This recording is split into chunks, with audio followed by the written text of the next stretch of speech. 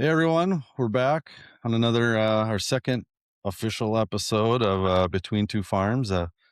Got me, Nathan Filiti, and my friend and co-host Quentin Keneally here. So we got a lot of fun things to talk about today. But what's new in your world, Q? Not much, man. It's meeting season. And I think this is three in a row, so we got a streak going. Yeah, it's like it's getting busier, and well, of course, it's just going to get worse. So Right. we'll have to plan a little bit on I know, maybe I right? can do a few in a week for Yep. when spring comes around. But Yep. It's planning season. Looking at the books for yeah, next year already. I got a few shows and conferences. There's on my area, there's a local one. Well, the precision planting one that's kind of goes nationwide, and they do it all in like one day. That's our one appears tomorrow. I suppose it's everywhere too. Then a sugar beet and edible bean expo, which is a little different for probably some of the listeners. And I won't be doing either of those myself next year, but probably some edible beans in the future, as North Dakota is like the edible bean capital of the country. And the prices also suck there. So, it's not perfect everywhere. The sugar beet side is terrible right now, Yeah. which is a whole nother episode in itself No. because of, uh, there's a theory that all the GLP-1s and stuff, things that my wife is prescribing out there is, slowly killing the sugar industry and stuff of that nature. So it's fun. Right. Yeah. Yeah. I'm on the carnivore, so yeah, I don't hardly touch the sugar. I do some weird things for a grape here and there, but cut out the fruit and the sugars. So I can't I, help you there. no, I'm not a sweets guy, so I'm lucky there. And I think my, uh, my grandpa and my genes on my mom's side are a little skinnier than my dad's side. So I think I got that going for me. But I can process meat and potatoes pretty well. So There I you go. kind of grew up on that. So Yeah, our body types. what Yeah, the, my dad. We all hang it right in our midsection, so we got to yeah, keep working on our figure. Don't want to get too big. But yeah, I think what FarmCon, the, yeah, there's a lot of talk around the sugar beets and edible beans, but we don't get any of that down in Nebraska. So it is definitely entertaining to hear about that and some of the issues you guys are fighting up there. yeah. Well, you get a little in Western Nebraska. You get Yeah. some edible beans and sugar. So True. Yeah, y- that's way western Nebraska. That's like 7 hours, 8 hours west of me. yeah, well, hey, But they're they're here. people too. They're here. They They're are. people They're too. good. They're good people. Good people. Good open country out there. Yeah, I've driven through there a time or two. It's definitely a different vibe. Of course, Western North Dakota is the True. same True. Yep. way. There you go. It's a different vibes. What shows are you headed to this week? I'm at Ag Summit Conference on Friday, and then I have a little irrigation meeting with Goanna on Thursday morning, trying to make that one work. And then I'll stay down for hit the Sentinel Friday, speaking on a producer panel about how we use nitrogen out on the farm. So stay tuned for that. I'm sure we'll have some posts on that and kind of recap of the talk. Fun. Well, it's all about how we make all this stuff better. Um, so yeah, this week I think we kind of agreed to talk about kind of the giant elephant in the room from last week, which was the USDA crop reports, which were terrible for everybody and scared the markets. Of course, now there's maybe a trade war with Europe again, and it's like what what else is going to happen? What I know. else Seems like it's all can working against us. oh, I know. And though, but there are some other points. I mean, maybe this will force to some degree, E15 nationwide taking on 45Z and safe aviation fuel. I mean, those are gonna honestly, my gut is if those things don't happen, ag is really screwed, honestly. I mean, a lot of it. I mean, there's pockets here and there, clearly other specialty things, that we're talking about, but Hmm. what do you think? Yeah, I'm definitely a big E15 advocate. So I think, like, even if they talk to FarmCon, it's so close to getting passed through. We just got to get it over that last hurdle. So I even made a little post commercial. I haven't put it out yet, but I made a cute little picture with me and the E15. I kind of stole some of the idea from National Corn Growers. So kind of scared to post it. I didn't know if they'd yell at me or let us lobby for them, but I think they're on board. I think all the farmers, I mean, they're asking for farmers' opinion, so that's a good sign. They want you to talk to your legislature, lobbyists, and get this going through because we need it, especially in the Well, what's Midwest. what's what's interesting too, I mean, the whole Venezuela thing scared people, but like up here, we got, we're the second biggest oil field in North Dakota, in Western North Dakota, the Bakken field. And Harold Ham, who's one of the big oil guys in the country, and he's actually stopping drilling in the state because he's like, it just doesn't make money with where the Mhm. prices are. And, you know, okay, that's dropping down. So from the ag side, it's like, hey, bring fertilizer prices down with that. That, okay. But I wonder if, because this is where who knows, the giants of the world are clearly in oil and energy. And that's where with the oil prices dropping, and if things like they're getting out of certain people are getting out of drilling new wells and, pushing production, maybe now is the perfect time for like ag to say, wait, we can add to this story because these guys are pulling out. We want to pull in. Mhm. And then it's like, hey, everybody, you want better, general sustainable ways to do this instead of just pulling from the ground. Hey, not only are we going to cover 15, a good percent of everything, it's going to help, rural America. And we're going to show you with data and things of that it is what we're doing. I think it could re-engage the public to kind of just see what it's about. But it's like, will the chains of the oil industry allow it? I don't Yeah, they know. kinda got a strangle on us, especially the administration right now, so now the Landman finale was Sunday, so I'm, like, totally past the oil industry now, so I'm like, "Let's go ethanol right now." You could star in a new movie, be like Corn Man or There we go. Ethanol Man, Let's do it. and Let's do it. talk about that and be like, yeah, running my pivots on solar panels and Right. telling everyone where I'm growing stuff, and that's going in the tank, and you're loving it. That's right, we're going all renewable here, so we did finalize some stuff with the solar farms coming up on our area, so the solar farms are working with us, and I think it's a good reason to get some energy sources into the big Omaha here, so they worked with us, and it's been a lot better process than I thought it'd be. I was always scared you hear solar panels going up on a farm, but I think there's some alternatives. Agrivoltaics, I mean, they're definitely entertaining it and ready to Mhm. help along there. So I think we can help this whole world renewable energy source get going. Well, I think that's another side. There's some ground I'll have that's right on the highway, and it's just crappy ground, and it's gone into kind of long term grass, not CRP, but it's like 10 acres. And I'm like, I'd just like to put solar panels there. And then we got data centers coming up here because we got good internet, Hmm. and it's cold, so it's like just easier to power because you don't have to use so much power to cool it. And it's like, geez, like a mini data center. And surely we think of like ag tech as all the other things that like I've dealt with, and things agronomic wise, but you know that's another part of ag tech is what else can you use your land for, Hmm. that the needs for it. Oddly enough, my dad did it kind of almost unnaturally with some of his just crappy grass pasture ground because we worked in the satellite business. We have a Planet. They have flying satellites all over. They have now four of their receiving stations on our pasture ground, and if you actually like equate to what you're getting per acre, it's insanity. I mean, it almost feels like it's actually low because of what they're doing and the data and they're selling out, because some of it goes to the government. But it's like, I mean, you're 25,000 plus an acre. Now, it's only a few acres. Right, But right. It equates out, but yeah, that's a good start, definitely.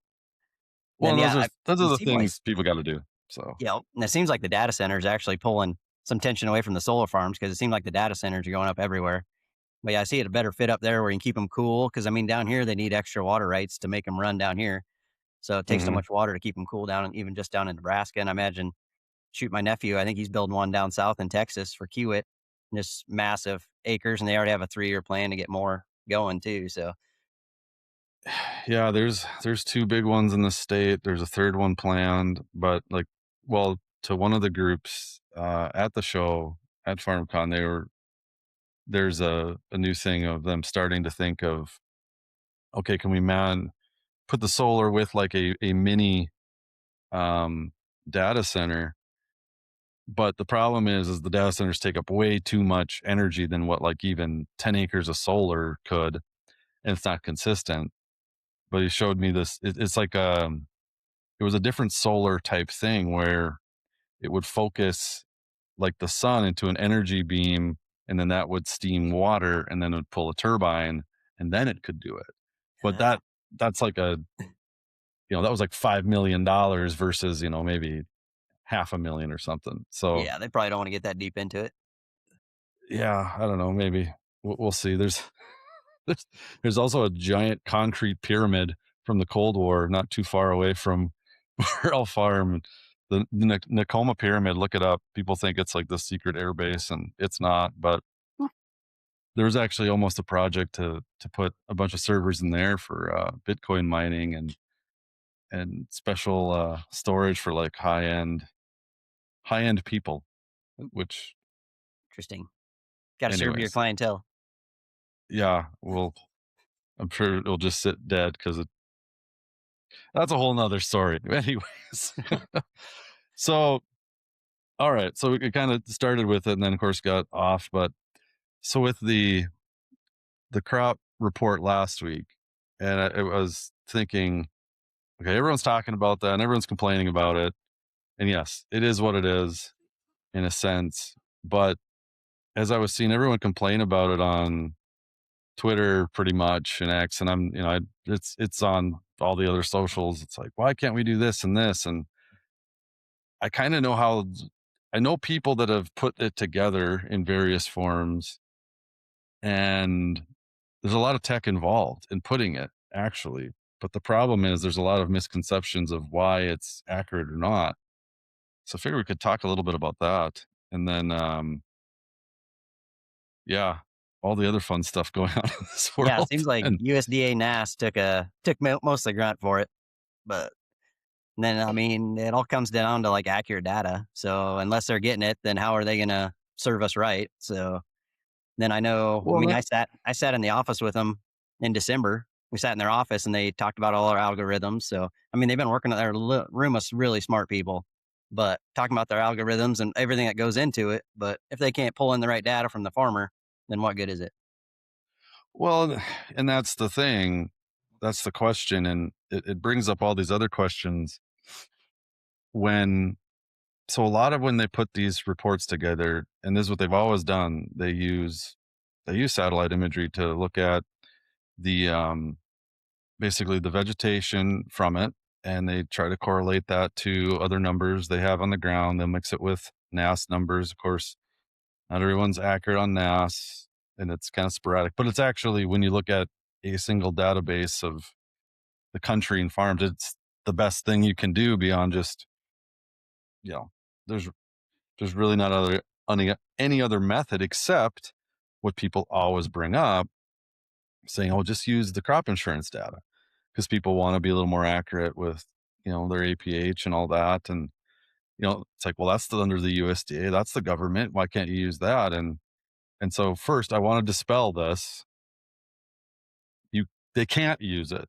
It's illegal to use it because it's publicly identifiable information, or PII. And that is in the farm bill where they cannot use it because they find out that they think that there's certain senators in the back in the day that put it in there that they don't want that information to be public because they feel it's identifiable to the farmer, even to the CLUs that you get from the FSA. Those aren't, even though they're just boundaries, and that's a whole nother story.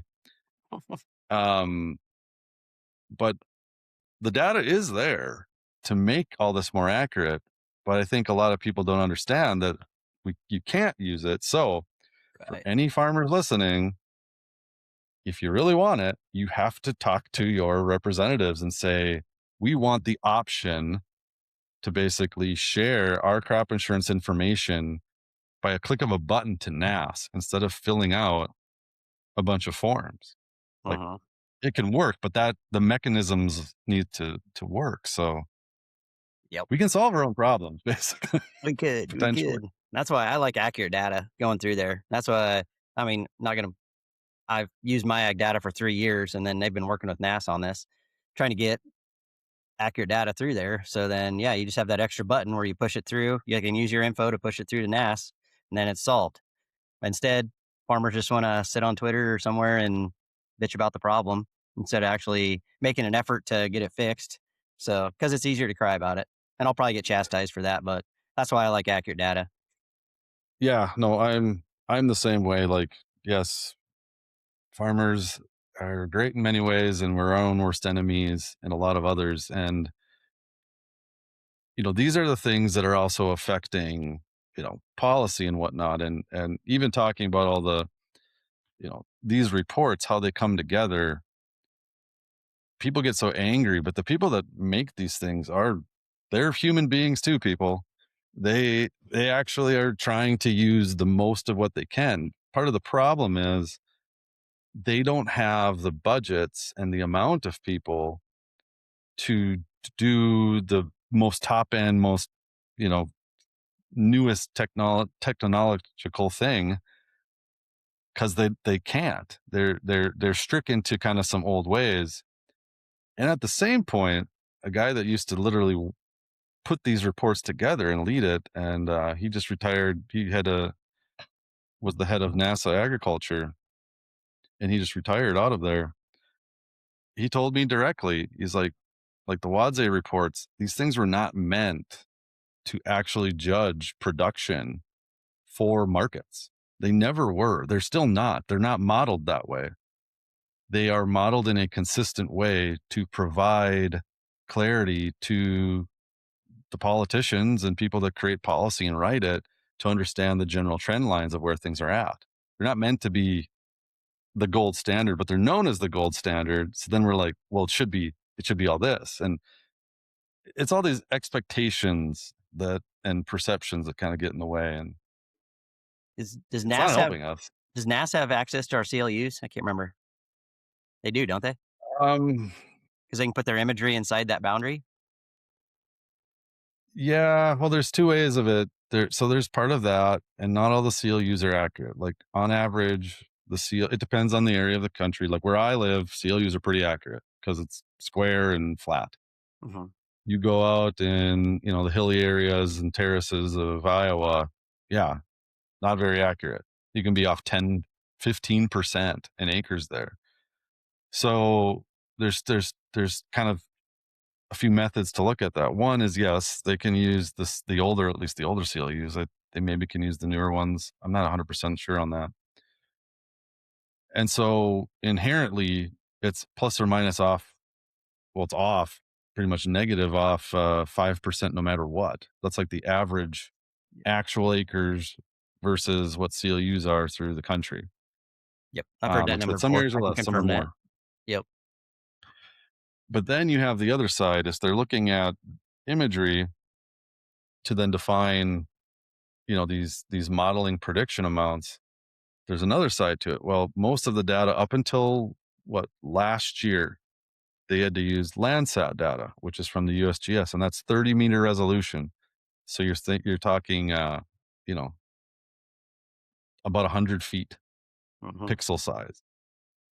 Well, sometimes they would use the area production would be done by the pixel. So you can think of 100-foot, border around an area, and they're like kind of assuming the acreage within that. Well, you're off, you know, you could be off Easy. quite a bit. Easy. Yeah. Yeah. That's more than a planter pass on a 60-foot planter. Yeah. That adds up Yeah. fast across So, millions of acres. and then but then they can use now Sentinel, which is from the European Space Agency. They could use that finally this last year, even though it's been around since 2017. That's at 10-meter resolution. So that's 35 feet ish. Mhm. A little better, but still, that's a pass. Oh, yeah. And you can use things to delineate and get it close, but this is inherently the problem. And as I've told people that have tried to create new models, it doesn't matter how good you think they are. Inherently, because of the data used, you're off plus or minus 5% no matter what. Mhm. And from there, it's what is the what are the local people saying? What is being said in the NAS for acres? What are other representatives from the USDA and taking other surveys and going on the field and like there's a lot of nuance to this. Yep. And yeah, I mean, I used to be really good at filling out those surveys just because I felt like I was helping. And that was mainly when I was on a county committee for FSA because it felt like it's your duty to kind of lead and fill out those, and even filled them out for some landlords if I could handle it. But now, I mean, I don't know if my planner can fill out all this data for them and they're still sending me out paper copies to fill out and check boxes, then no, there needs to be something easier done.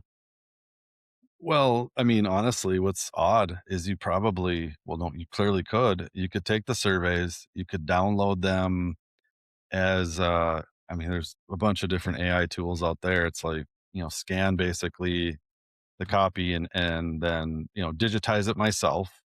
Like you could do this in ChatGPT honestly right now or, like I said there's a bunch of other tools or put it into Claude or something else and, this is where AI on your farm can kind of fit this. Yeah, you don't want to fill out this giant thing of paperwork. No. All right, scan the things in, talk about everything, or if you can match it with other records that you just have, other PDFs or other things, and say, fill it out for me and send it back. Now, that's the other thing though. People get scared of sending in accurate information to the government. They're like, try to use it against me. It's like, well, actually, in my head, you're using it against yourself by not being accurate because I can tell you they're not doing anything weird and nefarious with this information. They don't have the staff Right. and the Yeah. budget Now to their do it. staff keeps getting lower, and then yeah, budgets are lower. So yeah, they're not going to use it against you. They don't have the tools to assess that. And that brings up another piece that I've been talking to others about is there's that fear of sharing data, of course, to the government, but then to, oh, I don't want to put this into Ops Center because deer will do something with it. Or I don't want to put it into climate because bear will do something with it, or XYZ, all the other groups, and even smaller groups, because there's this inherent fear that it'll be used against them. And I know almost for a fact that these groups, even the corporates, they might have a crap ton of money. They don't do anything with it because they don't have the people and time to deal with it. And there's Mhm. people inside these organizations and the government too that are farmers. They are in ag. They have family in it. They Right. don't want that either. Like we're a unique industry where there's like passion and emotion in this stuff. People don't want those things. So they actually don't really happen. There's just a Right. fear around it. And they don't want to be liable for it, so that's why they stay out of it. But yeah. Do you think if deer actually did it on the background, it would take one person internally from somewhere pretty easily to say, yeah, this is wrong. And I'm going to say something about it. Exactly. And it could ruin their stock price by, billions Oh yeah, the they're not next going to risk day. it. They're not going to risk it. They want to stay that No, middleman and just handle the data. They don't care what you do with it. They just want to hand it, take it in, let you have it, and then you can do what you want with it. They don't want to handle any other yeah. part of it. But Well, and most know that a good chunk of it is not really good data anyways, because yeah, it's got to be processed by you somebody who knows what they're doing. it's garbage in, garbage out. And, this is inherently the problem with with all of this reporting and everything. It's like we are hurting ourselves by not being accurate and being scared not to share this information. At the same time, even if we do, we maybe are not sharing good information because it's not cleaned up correctly.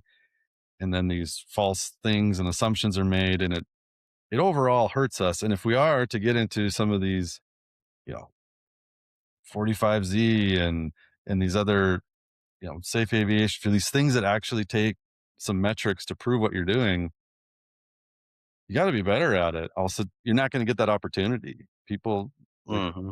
you can't be lazy about data entry and Right. Now you got to practice it now. Every tillage pass, I mean, you're going to want to start documenting everything. You probably should have been the last few years, but if you're listening to this now and not tracking every pass against across the field, then start getting OCD about it because you're going to want to check it. You want to make sure you have your depth in there because there's going to be minimums. So, and it just helps with reports at the end of the year and getting in these programs. But even starting out, like in 2018, yeah, you think starting out farming, yeah, you think everybody's against you, they're after you, they're going to try to break you down. But the more you start working with the process and seeing how this clarity works, it's going to work in your favor for your operation and then hopefully for the bigger picture as we get through the future here.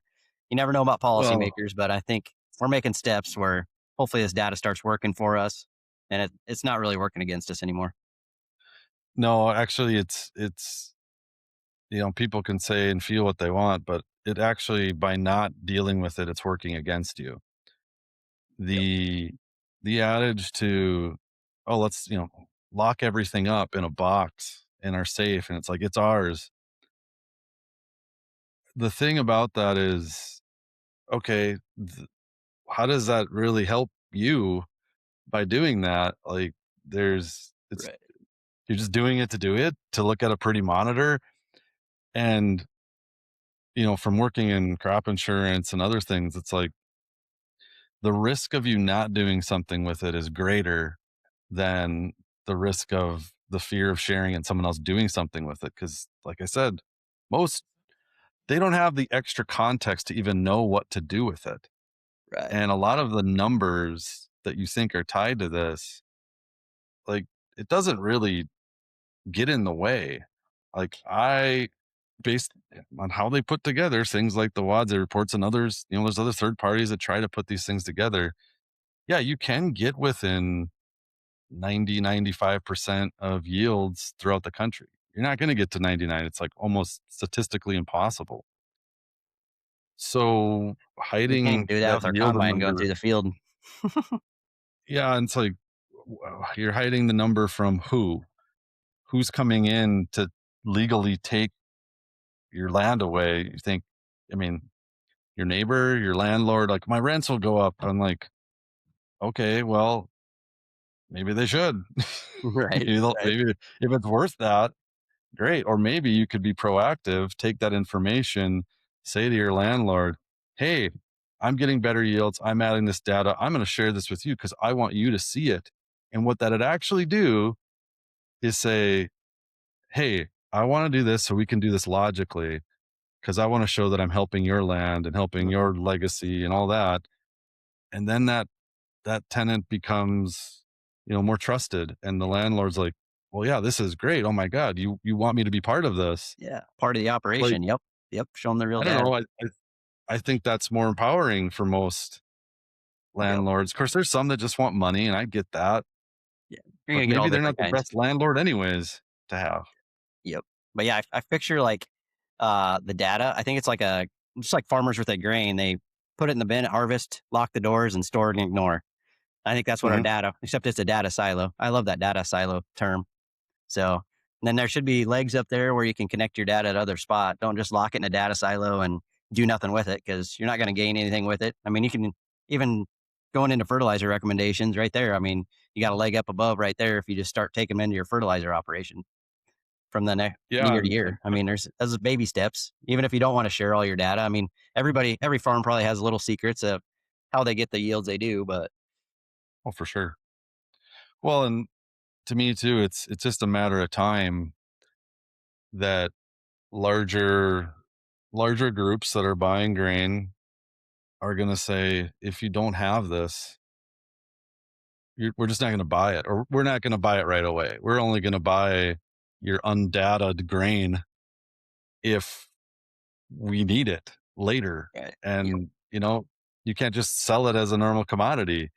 It's like if you have the data, we want it first because we can take that to market and prove this, this, this. It can be all these down channel things. Hmm. And if you just stored it in a pile and the only thing we know about it that it's corn, it was Yellow number planted two. on Right. X day, it's like, yeah, sorry, we'll get to you when we get to you. Like, Yep.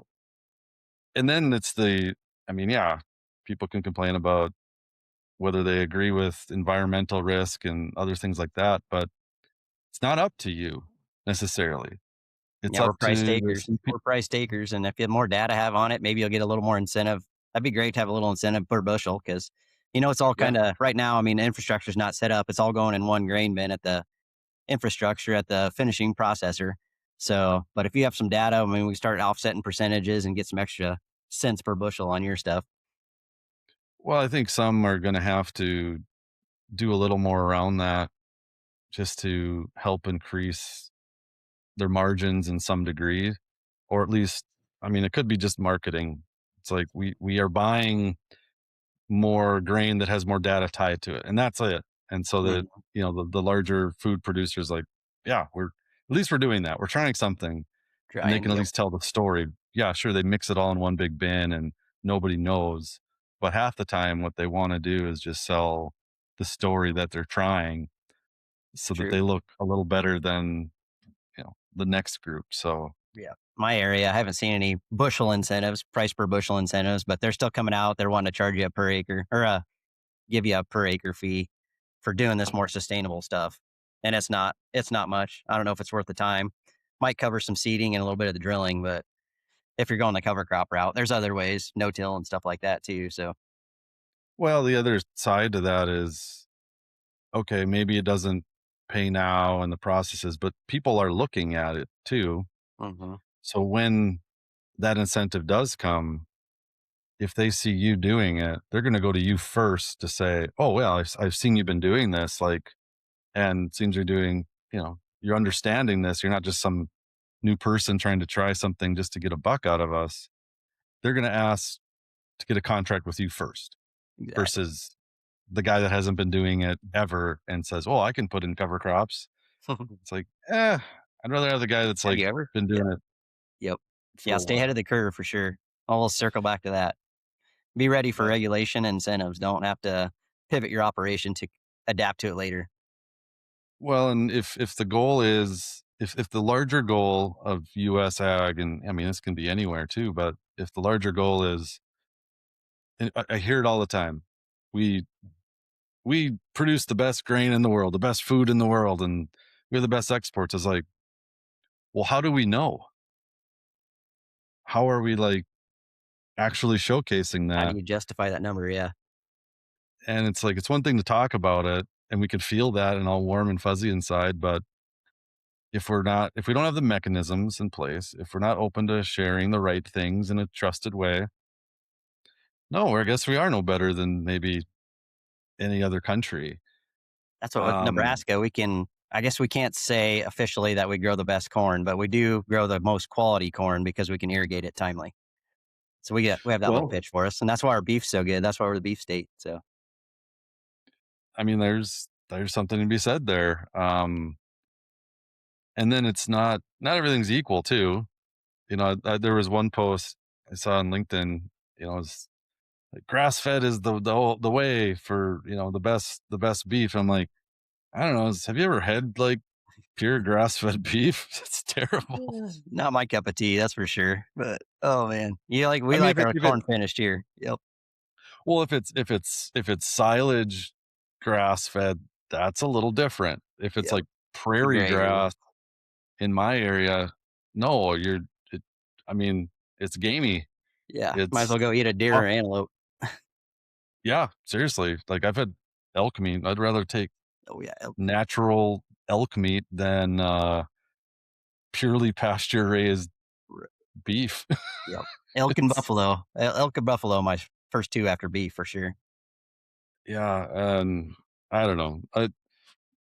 We all have to do better, and ag needs to think more of, okay, if we say we're the best quality, if we want more accurate reports, if we want the public and the government to see what we're really doing, talk is cheap. We have to show it, and Prove it. that's Prove it. that's data, that's digital stuff, that's getting more into it, and we can.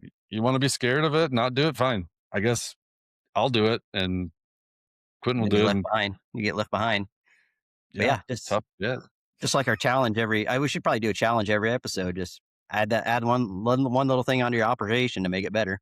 That's what I have on There my we wall go. in the shed. Just 2026 goals. Get better. It can be that simple. Yeah, uh, I mean, And figure even out your niche. Figure out your niche, where you want to get better, and take it from there. yeah, even like I'm trying to find the well, right before we got on here, I was talking to a guy about getting, hydraulic drives put on my air seeder. It's an older model, doesn't have that. And I went online on Ag Talk and the Combine Forum, which are two of the bigger ones out there, probably the biggest ones, and say, "Has anyone done this?" Of course, people chimed in. It's like, okay, hey, there's one element of ag that's awesome. It's like, okay, we can share and help each other. Awesome. Talk to the guy and, going through that. Of course, other people commented, well, why would you really want to do that? I'm like, for one, why not? Why does it matter? Uh-huh. And for two, it's like, can we, it just made me think, why is there this propensity to crap on ourselves and say, well, why would you do that? As like, well, because for me, yeah, I'm gonna put in soybeans with an air drill, a hoe drill. Not the best option. For soybeans are a little more resilient compared to like corn on how you seed it. But if I put these on, I can shift my rates a little bit. I can put a little Hmm. lower rate in a better area, which should work better. I could put an offensive soybean there that should do a little better. But I could mix a little bit of defensive in there at the same time because I have two tanks Oh, there you go. and kind of hedge my risk a little bit in my lower poor areas. I'll put more population, but I'll put more of a defensive variety that can tolerate it. Yep. It's like that should be able to give me at least a chance of better yield Yep. overall. Especially seed costs Yeah. this year. Yeah. We're looking And at a lot of maybe, variable rate. And then we see a lot of good variable rate stuff from soybeans. So you're onto something there. well, and it's like, oh yeah, maybe I'm literally going to put more money in these drives than I paid for the entire drill. But guess what? That then makes my drill almost act 20 years newer to Hmm. newer things. And I don't got to pay 50 grand or 100 grand for something that already has it. Yep. It's like, I don't know, it seems like a pretty good ROI to me. Right, right, and that's what you get stuck with all the naysayers on the internet. I mean, you had a problem, you're asking for somebody to help fix it, and then somebody has to jump on there and ask you, "Why the heck would you do that?" And then, "Why does it matter to them? Why was it?" So, we're our own worst enemies in that aspect.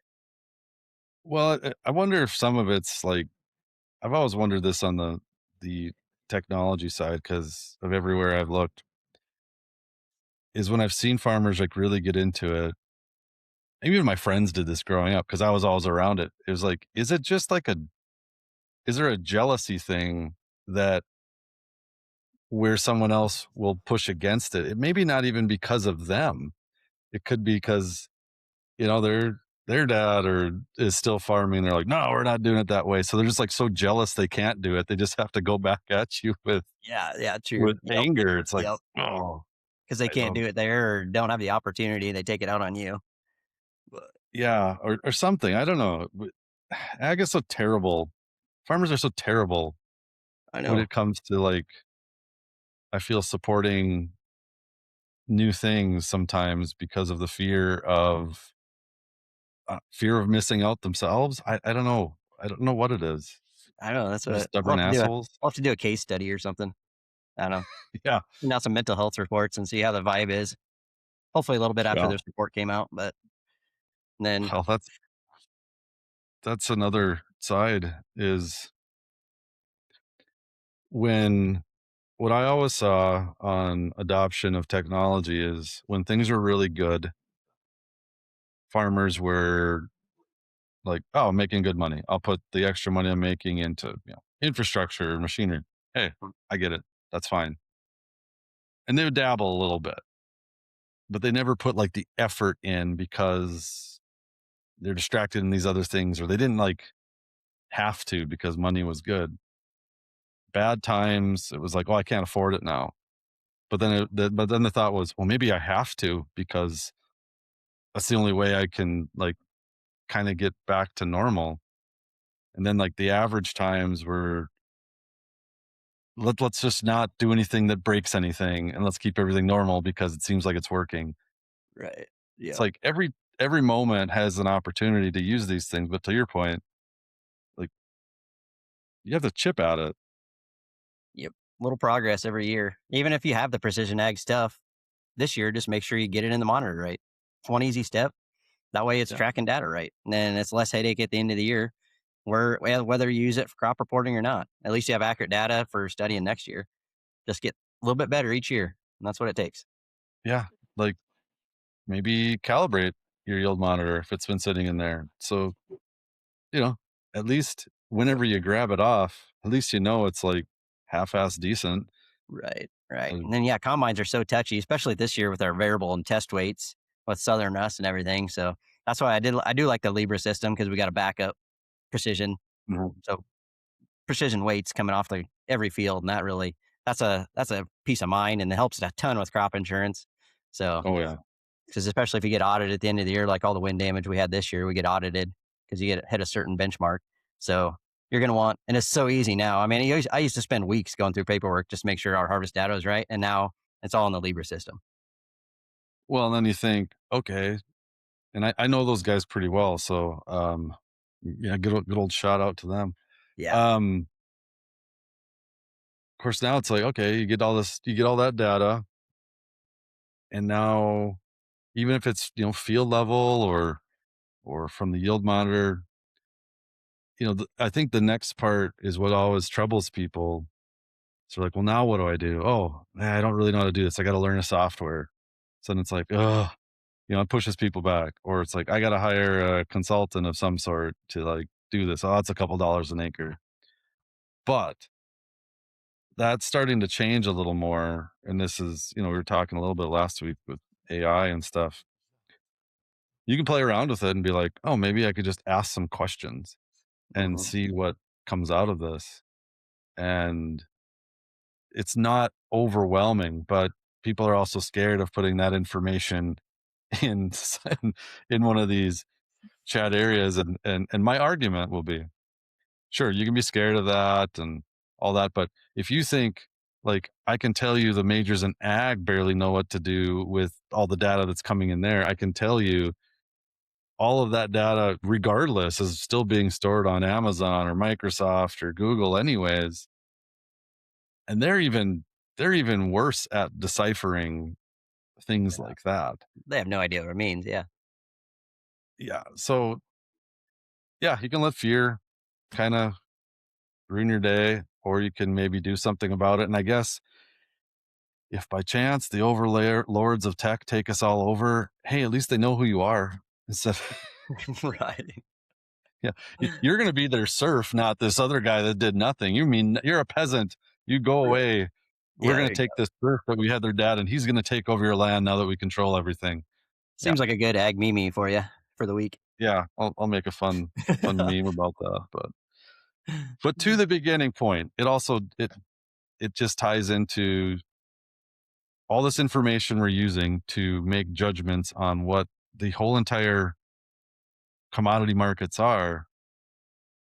We are hurting ourselves because we're not using this stuff, because Yep. we're not adopting as much, because we're scared of sharing Not parts of it. utilizing it, not comfortable. Yep. Yep. There's so many things we can do with it, and then I'm still learning every day something else I can do with my data that makes it better for the next year. So just start somewhere. Yeah. And if people get worried about sharing their own data, it's like actually the digital data that's created from a machine that you feel is yours, that's actually not as valuable as you think. The valuable data is in your head. And that's actually you're just locking it up. And by not putting it out there and using it and sharing the context to it, as we were talking a little last week, you actually can't help yourself. You're just kind of then you just get stuck in your own little world. And I, I mean, Forget it or you, get mixed up on a field. I mean, yeah, you might as well just put it in a system. That way it's there, tagged to that field. Start now. Don't start in 5 or 10 years. well, and if you still got it in your head, yeah, like literally talk into some device that records it, so you just have it, so you remember. It's like, oh yeah, I did that last year. I did that the year before. And, oh, this happened. Oh, I can look at this old data. Geez. Oh, that reminds me of this. Like, I'll speak this and we'll probably wrap up here soon. One of the most interesting conversations I had at FarmCon was with an old colleague. And I was like, what do you think is one of the most important pieces to data in all of agriculture? And then he, rolled some things off his tongue. I'm like, I'm talking like on a large level, but also for your farm. And I was like, for me, it was the 2012 drought because in the Corn Belt, you saw exactly where a crop wanted to grow and where it couldn't. Hmm. And that's where the water is moving because, water somewhere, water not. I was like, if you can't take an old data set like that still too and turn it into something for now based on things like that, like the things you can do with it are enormous potentially for your farm. But we also like either we don't even know about it or we forget about it or think of if you that year, even though this is, that's 14 years ago. I get it. But there could be other drought years. This next year could be a giant drought year. Just Hmm. think if you actually did the work that year, even though it sucked, you added all this information talking about what in the field, looked at it, took pictures, at the very least did that. And then if that year comes up again, you can be like, you know what? I'm more prepared and maybe it's still going to be crappy, but I can get a little, maybe I can actually do something different. Like Exactly. that's the That's what. longer scale of thinking through this, I guess, for me is. Yep, and that's where we utilized it with our pivots. But even coming into 2012, we hadn't irrigated much before. So when you're trying to crank up and get ready for a drought in 2012, we're almost behind in water use. So it was hard to get everything up and running. So now that we've experienced it, I'm hoping we're prepped for the next year. But with all the floods and stuff some of our pivots have been through, it's hard telling year to year. Seems like a pivot never wants to run when you want it to. Well, you and your pivots. Yeah. I don't have that luxury. They're a my blessing and pivot a my curse. They're a pivot's in the blessing and a sky. curse. Right. Pray for rains, which we take that above running a pivot anytime. So I hear you. Yeah. I there was a fun comment I saw online that someone said, all the corn is going up in North Dakota and we're taking away corn acres from somewhere else because North Dakota got a bunch of irrigation. I'm like, well, I don't know what the hell you're talking about because Yeah. Ah, there's irrigation. It does not go towards corn. It goes towards potatoes pretty much. right, And right. You guys it get just, pretty good rains up there anyways, don't you? For the most part? yeah, I mean, it's all over the place. Yeah. We've been in a wet cycle and I don't know. It's so spotty. Thunderstorms is where we get most of our rain, so we That's don't kinda usually where we get these are. big. They either start on us or jump the river and start in Iowa, so we either get lucked out and catch the Iowa rain or not, so we're kinda right on the 50-50. I'm right on the border of the Missouri River. Yeah, a lot of ours, what's weird is that it'll come over and they've actually done some seed clouding in western North Dakota, and then it crosses the Missouri and Lake Sakakawea, which is man-made lake, and then the storms, like, pick up, and my grandpa remembered farming from, before that was there when that didn't happen, and then we also have a lake that's filled in a lot bigger, Devil's Lake, and that's helped too. That's been, storms are doing different things and Mhm. Water attracts water. Wise man always told me. yeah, and where I farm is here near the border, so I look at more of what's coming in from Canada, what's coming into a lot of other like where I live here by near Fargo. That's coming more from like Montana area where the stuff where I farm coming in more from, Alberta and Saskatchewan. So it's a little different patterns, but we also got the jet stream going like right through our state, so it's all over the fucking place. I Right, don't know. right. It's we Yeah. it's it's a lovely place to farm and live at times, but it's like It's an -10 experience. right now, so, It's an experience. It's one of those adventures year to year. yeah. Well, and that's just the thing. If we wanna continue the adventure, we can't just do the same old crap either, 'cause, That's yeah, why I it like doesn't your really help anyone. diversification up there. You guys got a diverse crop set where we're kinda stuck in the corn and soybeans. Well, yeah, and as great as that sounds, the contracting apparatus is sometimes to get some of those things is easier said than done. True, true. And the technology from the, you know, varieties and things like that, I mean, are clearly different. And Yep. Shorter growing season as you go north. Yep. yeah, it's it does create though more potential opportunities. Of course, I was just thinking of this morning, and too, if some of these things do pass, 45Z, ethanol, you know, and beyond, well, that's going to increase corn, soybean acres, probably more so, Hmm. and that'll take away from other crops. But is that going to set us up for future failure because some of those things aren't, you know, forever with Right. how everything else is going? It's like, can we understand that well enough, or are we just going to go after the next buck? That seems the opportunity. I don't know. It's a hard balance. So yeah, uh, we'll figure it out. Well, Sounds like another podcast topic. yeah, raise some more sheep as your maybe plan is. I got to get started first. We'll see if it all works out. Still early to Yeah. planning. Our solar farm's not due up to like 2028, so got a few years to plan now.